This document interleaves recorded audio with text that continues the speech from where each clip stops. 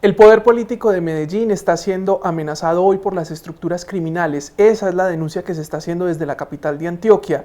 Y para conversar sobre esta situación, invitamos a dos importantes líderes del Valle de Aburrá, el concejal de Medellín y exsecretario de Seguridad Andrés Tobón, y la exfiscal y actual concejal de Medellín, Claudia Carrasquilla. Quiero empezar esta conversación preguntándole al concejal de Medellín, Andrés Tobón, qué está pasando hoy con las estructuras criminales de la ciudad y por qué se dice que el poder político del Valle de Aburrá está siendo intimidado, amenazado por estas estructuras ilegales. Juan Diego, un placer saludarte. Gracias por permitirnos hablar de estos temas tan importantes aquí en Semana.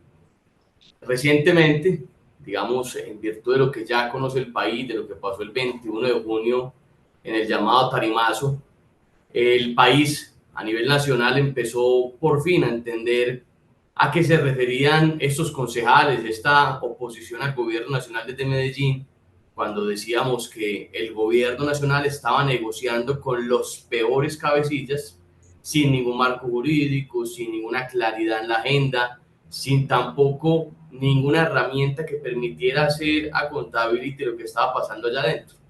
El 21 de junio, digamos, producto también de la crítica permanente que nosotros hacemos a lo que pasa allá dentro de Itagüí desde el Consejo Distrital, a lo que viene diciendo y por supuesto levantando como alertas el alcalde de Medellín, el doctor Federico Gutiérrez, pues se sientan estos personajes de nuevo con el gobierno nacional, deciden sacarlos en una tarima pública con espaldarazo del presidente de la República y salen a decir un par de cosas respecto de lo que ellos se sueñan supuestamente hablando de paz. Ya queda muy claro que aquí afuera la Alpujarra la llenaron con buses pagados con el dinero de estructuras criminales que solamente saben asesinar, extorsionar y vender droga, pero al mismo tiempo decían que el alcalde Federico Gutiérrez y que nosotros los concejales más cercanos a él pues éramos no solamente opositores sino obstáculo a lo que viene pasando allá dentro de Itagüí. Y pues yo creo que no tiene que ser uno realmente un genio para entender qué es lo que hacen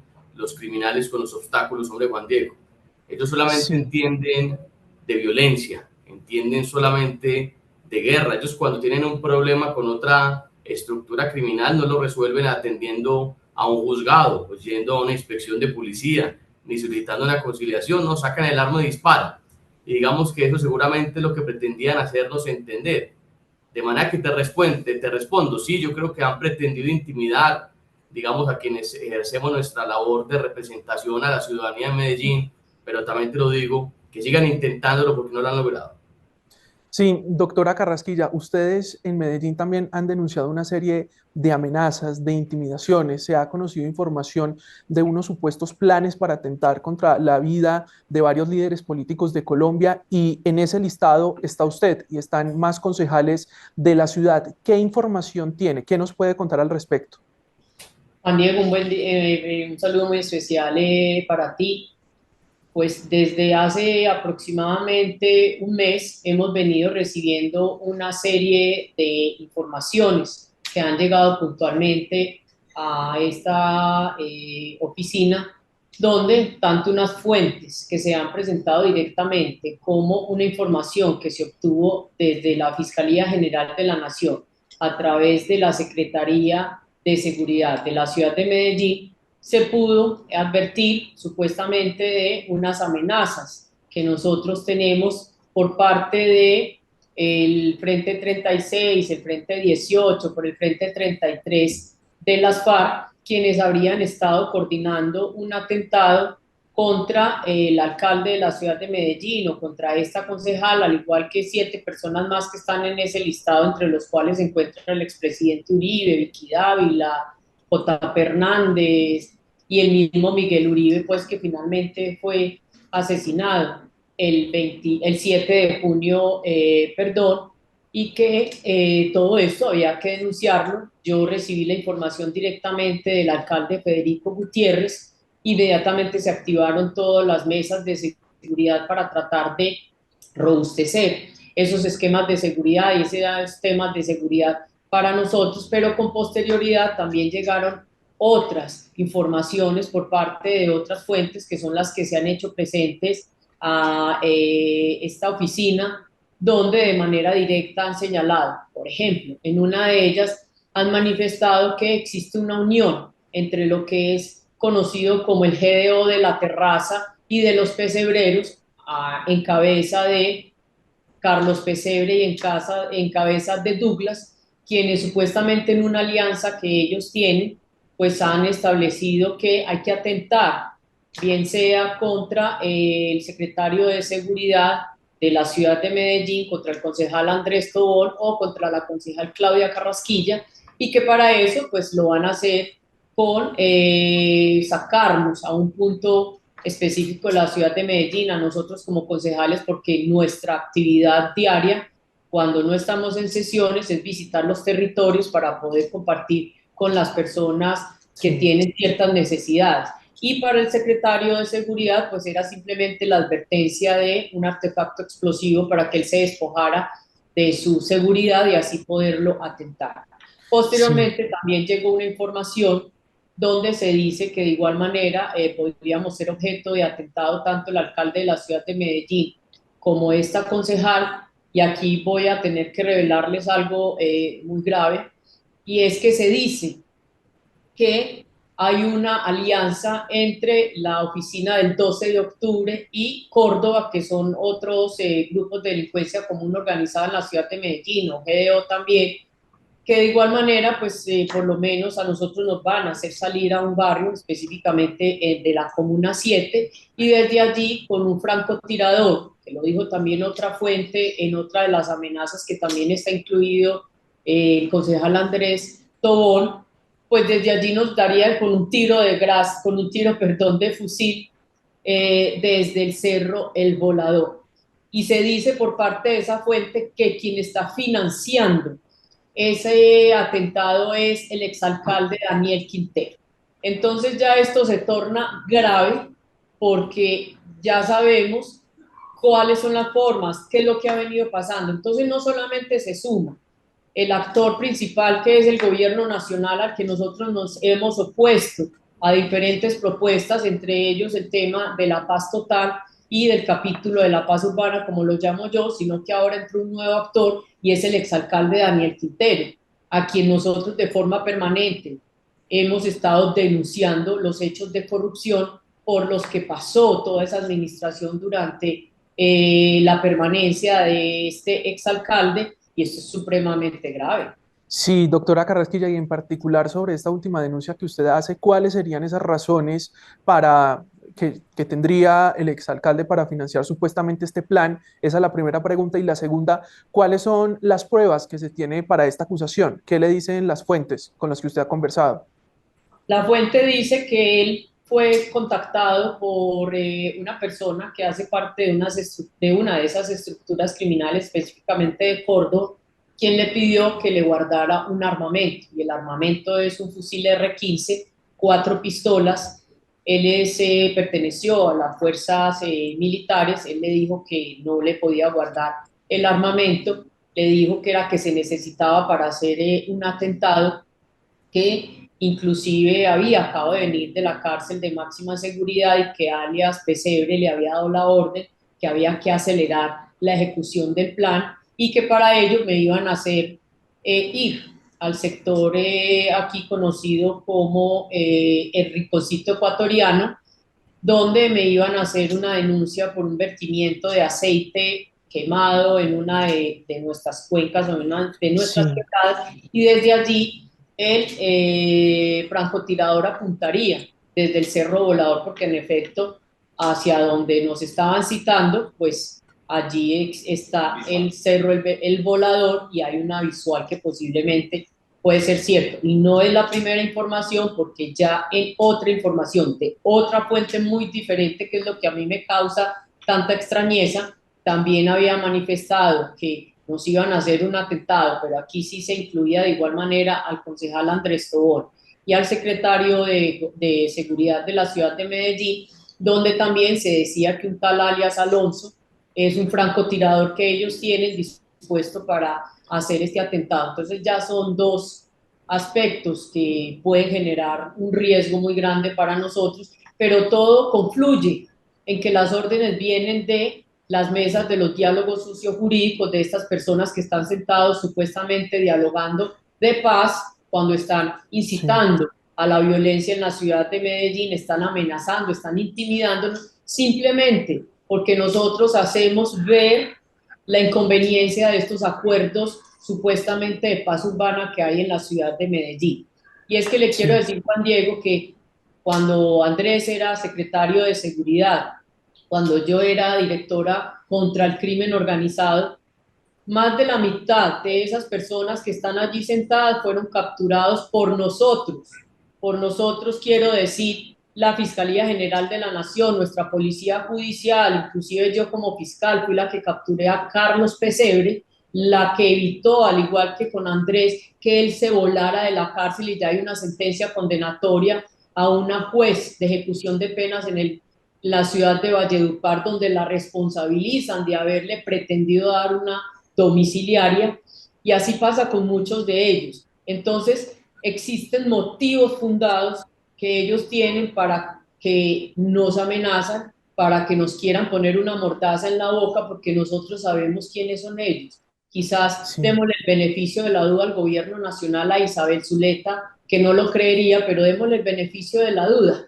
Entonces, digamos que en ese orden de ideas, pues ellos no conocen cómo es la criminalidad en la ciudad de Medellín. Nosotros sí, tanto el alcalde Federico Gutiérrez, como Andrés Tobón y como yo, sí sabemos quiénes son ellos, porque ellos pasaban inclusive las recompensas cuando habían informantes y para poderlos capturar sobre sus ubicaciones. Nosotros hacíamos la judicialización y ahora a ellos les da por decir que todo esto era un entramado de corrupción para hacer falsos positivos, cosa que no es cierta porque finalmente están condenados. Y por último, Juan Diego, la molestia de ellos es, por lo menos en mi caso, porque yo les he manifestado en muchas oportunidades que pese a que no existe marco jurídico, hay una talanquera, y es que ellos todos son condenados. Cuando son condenados no puede haber ningún tipo de negociación, lo dijo la ministra de Justicia saliente. Aquí tendría que cambiarse la constitución política para que ellos finalmente pudieran llegar a alguna negociación, y eso es lo que les molesta cuando uno le dice y les exige tanto al gobierno nacional como a ellos que digan la verdad. Sí, doctor Tobón, la exfiscal Carrasquilla hizo varias menciones: La Terraza, Pesebreros, 12 de octubre, Córdoba. Estas estructuras, ¿qué tienen en común? Ellos, ¿cuál es el interés? Usted que las estuvo combatiendo desde la Secretaría de Seguridad, ¿qué nos puede contar? Mira, Juan, en este momento, allá en la cárcel de Itagüí, están sentados los principales responsables y cabecillas de las estructuras tipo B, los grupos de delincuencia organizada que tienen presencia en el Valle de Aburrá y que controlan gran parte del crimen organizado del país. Por ejemplo, el Mesa que en este momento todavía tiene a alias Tom al frente de la cárcel, son los mismos dueños de lo que se conoce como los paisas en Bogotá, hacen parte también de una línea muy importante que trabaja en Bolívar, que trabaja en Magdalena, que trabaja en Córdoba. Está también la gente de La Terraza, que tiene a su cabecilla principal también ahí en Itagüí, que es Douglas. Están los Pesebreros, Olajedo Robledo, que tiene a su cabecilla principal, que es Carlos Pesebre. Está el Indio de Trianón. Está, por ejemplo, también incluso algunas estructuras que antes consideramos independientes, como La Agonía. Ya está Pocho de La Agonía sentado. Está Ramón Chaqueta, no en la cárcel, pero visitando permanentemente la cárcel como el principal responsable de la estructura conocida como La Unión, que hace parte, digamos, de una estructura que nace en Itagüí, pero que hoy en día tiene unos fuertes lazos en el oriente antioqueño. Y así usted va sumando a todos y cada uno de los que tienen representatividad en el crimen organizado de todo el Valle de Aburrá. Y hay una cosa, que es la que yo he manifestado en todas partes, como el principal logro del gobierno de Gustavo Petro de cara al crimen organizado que tiene presencia en Medellín. Y es que logró unirlos. Durante muchos años hubo una disputa entre las estructuras criminales de la ciudad, momentos en donde había, digamos, una condición desordenada, lo que pasó, por ejemplo, después de 2007, en donde tuvimos en la ciudad de Medellín, con la extradición de Alias Berna, una suerte de pugna permanente para ver quién era capaz de quedarse con el control. Luego, en 2013 y 2014, lo mismo que estaba pasando, pero ya era una reducción del poder digamos, que le quedaba a Sebastián y Valenciano una vez fueron extraditados finalmente en 2015. Ahí la ciudad empieza a concentrarse en grupos más pequeños de poder, pero todavía separados. Y lo que nos tocó a nosotros en la primera alcaldía de Federico Gutiérrez, en donde en un modelo de persecución organizado que se hizo, de entender que no es que el Estado persiga a los bandidos porque sean nuestro enemigo, sino que son los criminales los que afectan a la ciudad, los que nos afectan a nosotros, y hay una cosa que se llama justicia, que tiene que responder cuando eso sucede. Logramos empezar a sacar de circulación judicialmente a todos y cada uno de los cabecillas que hacen parte del mundo criminal de Medellín en ese momento. Fueron capturados, Claudia no me deja mentir, 168 cabecillas de todas y cada una de las 84 GDCOs y de las 11 GDOs que tenían presencia en Medellín. Y en ese momento, en virtud, digamos, de esa salida permanente de cabecillas, pasamos de épocas en donde un cabecilla lograba estar al frente de una organización 10 años, como Tom, y pasamos a tener recambios en donde el cabecilla no duraba 3, 4 meses. Eso generó mucho desorden criminal y la ciudad, digamos, en términos criminales se partió en dos. De un lado, la vieja oficina, o como lo denominó en su momento el grupo de policía judicial que perseguía la Alianza de Estructuras Criminales, así se llamó, y del otro lado, la oficina, ¿cierto? Que era lo que manejaba Douglas históricamente, y la que tenía pues al frente a estos personajes como el Guasón, como Chicho, que todos terminaron capturados justamente por este poder que logramos institucionalmente de la mano de la gente que nos contaba tantas cosas en Medellín. Y esa pugna que los hacía estar permanentemente luchando por las rentas criminales y demás, hoy no existe. Hoy no existe porque lo que hizo el gobierno nacional es sentarlos a todos en ese hotel que llaman cárcel de Itagüí, darles todos los beneficios posibles para que vivan súper bien, para que los visite quien quiera, cuando quiera, para que incluso dicen por ahí, pero ya esperamos que sea la fiscalía la que verifique esto, doctora Claudia, que incluso ellos a veces salen. Cosas que uno creía imposibles hasta que denunciamos que efectivamente salen de la cárcel por petición de una senadora, como lo dejamos claro ante la Corte Suprema de Justicia hace 2 meses. El principal logro del gobierno nacional es que volvió a unir a la oficina. Los unió y hoy todos están gobernando el mundo criminal juntos, evidentemente como bandidos, con sus luchas internas, sus pugnas internas, pero ya no con la pelea, digamos, que se veía en la calle. ¿Cuál es el riesgo de esto, Juan Diego? Que esta no es la primera vez que eso pasa en Medellín. No es la primera vez. Cuando el Estado no gobierna el mundo criminal gobierna al Estado. Eso es muy triste. Y cuando el Estado se hace el de la vista gorda, pasa lo que pasa en 2007 y 2008, y es que están unidos, pasa una situación y al otro año tenemos un índice, una tasa de homicidios cercana al 98. El Eso gobierno no nacional... Y siento que hacia allá nos está llevando el gobierno nacional. Sí, Andrés y concejal Carrasquilla, una de las ventajas que ve el gobierno nacional en estas conversaciones de paz que tiene con el Valle de Aburrá es la disminución de homicidios en Medellín y dice que hay sectores donde se ha terminado la extorsión. A los dos le pregunto, ¿ustedes ven estos mismos beneficios, estas mismas ventajas que está percibiendo el Ejecutivo? Empecemos con doctora Carrasquilla. Eso es una falacia, eso es una mentira que el gobierno nacional le ha querido señalar a los colombianos para que crean que ha sido un éxito la paz total y la paz urbana. Es que nosotros que nos recorremos los barrios y las comunas en la ciudad de Medellín, visitando las personas que nos llaman para atender cualquier situación, como lo dije ahorita, lo abordan a uno para decirle, me siguen cobrando los 2.000 pesos para parquear la motocicleta, los 4.000 para parquear el carro, en las tiendas nos cobran 4.000 pesos, en las casas también nos cobran 4.000 pesos, tiene la cooptación del mercado local, llámese huevos, gas, arepas, lo que son los panes o lo que nosotros conocemos acá en Medellín como la parva, también se le cobra un impuesto y tiene que comprarse a quien la estructura criminal diga. Entonces ellos no pueden mentir a venir a decir ahora que en temas de extorsión ellos tienen el control. Ellos inclusive hicieron un piloto de 45 barrios libres de extorsión. Vaya, pregunten cada uno de esos barrios a ver si no siguen pagando la cuota extorsiva. Es que ellos no lo pueden controlar porque ellos tienen, si mucho, el control del 33% de la territorialidad y de las rentas criminales en la ciudad de Medellín. El 70% está por fuera. Entonces, ellos no pueden venir a decir aquí que ellos tienen el control. Y frente a los indicadores del homicidio, es que inclusive desde el 2019 viene una tendencia a la baja, como lo han mostrado los indicadores, y no obedece a los acuerdos de ellos, porque cuando eso ni siquiera se hablaba de esa paz urbana, sino que es el trabajo articulado que se hace entre las autoridades y se hace en la administración municipal. Eso es un trabajo que se comenzó en el mandato de Federico Gutiérrez, que permitió trabajar de manera más articulada y ordenada la persecución de las estructuras criminales e inclusive de los homicidios, porque nosotros teníamos algo que se llamaba el Plan Fastidio,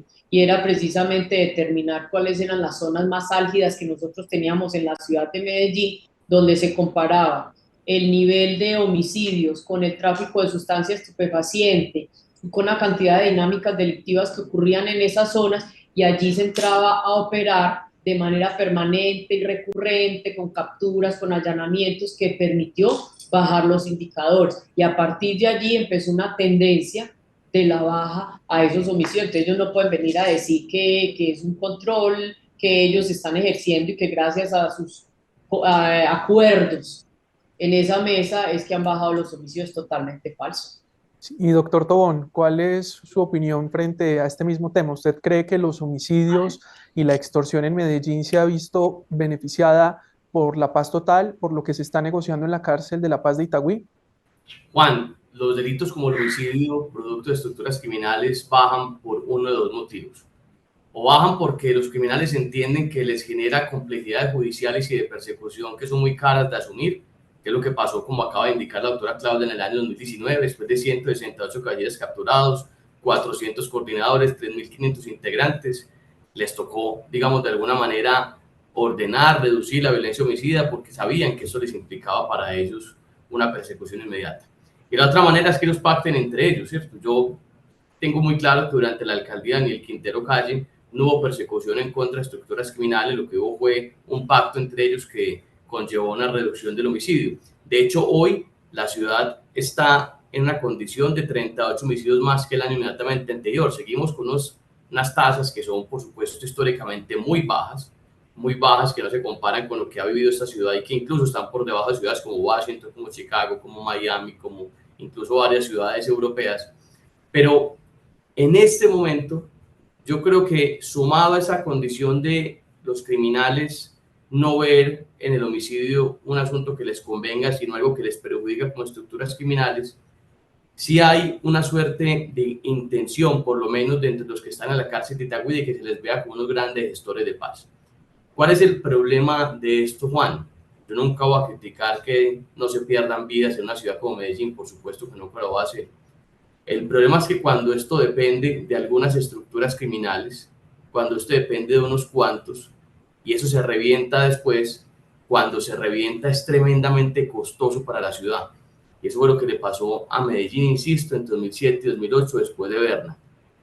Yo no creo en la intención de paz, ni de Douglas, ni de Pesebre, ni del Indio, ni de Pocho, ni de Tom, ni ninguno de esos bandidos. No les creo. Lo que yo creo que ellos quieren es simplemente desprenderse de la responsabilidad que tienen frente a todos los muchachos que han engañado a Medellín durante tantos años, para que alguien más se encargue de eso y ellos poder ir a disfrutar la fortuna. ¿Cuál es la consecuencia de que alguien más se encargue de eso? Inevitablemente violencia, porque cuando eso ocurra, los pelados que hacen parte de estructuras sin el mando que hay alguien detrás van a generar escenarios de violencia para tomarse el control. Eso es lo primero. Frente al tema de extorsión, eso es falso. Falso al 100%. En Medellín extorsionan muchísimo y eso depende también del control que ellos tienen sobre sus estructuras. Sí, y esta realidad criminal, ¿cómo podría afectar el año electoral que se avecina? Esta pregunta para los dos. Empecemos, doctora Claudia Carrasquilla, para ir cerrando. Puede afectar mucho la intención del voto. Pues miremos que ayer se reveló que la Fiscalía General de la Nación, en unas capturas que se hicieron, precisamente una estructura que está vinculada a La Terraza, pues se logró establecer a través de unas llamadas telefónicas que dos integrantes de esa estructura criminal fueron los que coordinaron los buses y las personas que bajaron al tarimazo. ¿Eso qué quiere decir? Que no hay legitimidad en las personas que asistieron al evento político y que ellos siguen teniendo el control sobre los barrios para que las personas sean direccionadas para votar por alguien que ellos tengan interés. En este caso era el pacto histórico y su cuento de paz urbana y de paz total. Lo mismo va a pasar en las elecciones del próximo año. Pues de igual manera van a redireccionar esa intención de voto porque van a seguir presionando a las personas en los barrios para que ellos voten por el partido pacto histórico, por el candidato que tenga el partido del presidente, porque él les ha ofrecido una serie de garantías que, a pesar que no les ha cumplido, pues ellos siguen creyendo. Y ahí es donde se torna en peligrosa, porque ya cobró la vida de un candidato, un precandidato como era Miguel Uribe. Ya sabemos que precisamente su homicidio, y así lo dijo la Fiscalía General de la Nación, es un homicidio que proviene por el ejercicio político y que es un crimen de Estado. Por eso no en vano también vienen las amenazas que se están haciendo contra cada uno de nosotros como actores, creyendo que nosotros estamos en el ejercicio para las nacionales o que vamos a suceder al alcalde Federico Gutiérrez, y desde ya se están anticipando para bloquearnos y no permitirnos trabajar políticamente. Y es que para nadie es un secreto que el Partido Centro Democrático y el movimiento Creemos han sido grandes opositores al gobierno nacional, y de ahí pues que venga la intención de ellos de no permitir que en Medellín por lo menos se haga el ejercicio político de manera libre y consciente, sino que están presionando a las personas donde ellos ejercen control territorial. Sí, y concejal Tobón, ¿cuál es su opinión sobre esto? ¿Cree que la realidad criminal tendrá efecto en las elecciones del 2026 en Medellín? A eso le están jugando sin ninguna duda, Juan Diego. A eso le están jugando. Yo a veces me pregunto, ¿será que este crecimiento del poder criminal del Clan del Golfo, del ELN, de las FARC, sobre 650 municipios de Colombia será un asunto espontáneo o tendrá una visión intencional? Me pregunto si lo que viene sucediendo recientemente en esta situación de escalada de violencia en el Cauca, en el Valle del Cauca, en Bogotá, en Cúcuta, tendrá alguna intención política por parte de algunos grupos mediante la cual se pretenda la declaratoria de estado de conmoción para que no haya elecciones el próximo año. Uno se pregunta esto. Y es muy triste que estas preguntas hagan parte del panorama político actual, porque lo que nos demuestra eso es que hemos vuelto a una parte del pasado que creíamos superada. Esa misma parte, ahora sin ninguna pregunta, en donde los grupos criminales sin ninguna duda participaban activamente en fenómenos electorales. Yo estoy seguro de que esos que están allá en Itagüí creen que pueden participar activamente en elecciones, como lo han hecho antes. Es que ellos han participado, no como declaran públicamente, sino en lo contrario. Yo tengo esto en fiscalía, por eso que lo puedo decir con tranquilidad. Durante la campaña del Consejo, en donde gracias a Dios la ciudad de Medellín me acompañó con su voto, el equipo de la terraza, esa estructura criminal, prohibió con multa que hubiese publicidad mía en vallas, balcones, ventanas. Y quien tuviera publicidad mía, le imponían una multa, me decían que de 400.000 pesos. Lo mismo me pasó con un tal alias La Vaca en el 12 de octubre, con otro personaje en Villahermosa. Pasó en muchas partes. Esa es la manera en que ellos creen que pueden participar en política, que lo hacen. Es dramático y por supuesto muy perjudicial. Pero yo confío mucho en la gente. Y la consecuencia de eso a nivel de ciudadanos y a nivel de personas, ¿cuál fue? Que no les pararon bolas y votaron por mí, votaron por el alcalde Federico Gutiérrez, votaron por todos menos los que ellos empujaban y querían que votaran. Así que yo creo que van a participar, yo creo que se van a mover, yo creo que ya lo están haciendo, y hay dos mensajes. Uno, yo no creo que la gente sea boba y vaya a comer carreta a los bandidos. Y dos, por favor, entiendan que este país es mucho más grande que ustedes, criminales. Y una vez que entiendan que nadie en Colombia lucha contra ustedes, son ustedes los que quieren acabar a Colombia. Sí, pues con este panorama de Medellín despedimos esta conversación. Les agradezco a ustedes por aceptar la invitación y a todas las personas que estuvieron pendientes de esta conversación les agradecemos y para más contenidos, semana.com.